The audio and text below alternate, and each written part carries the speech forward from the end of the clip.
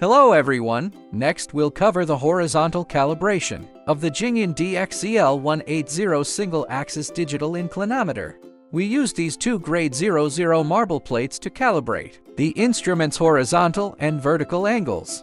Before calibration, use professional lint-free wipes to clean the base of the instrument and the marble surface. Ensure the surfaces are clean and free of debris. Calibrate against the right angle edge of the marble platform.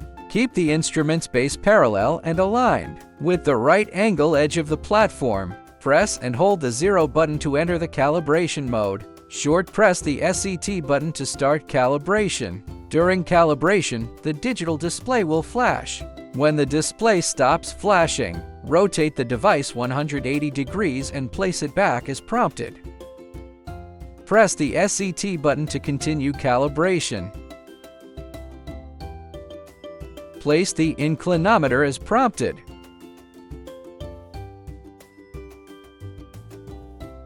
Press the SET button to continue calibration.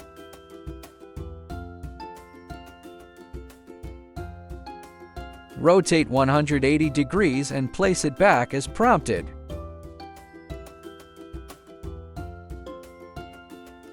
Press the SET button to continue calibration.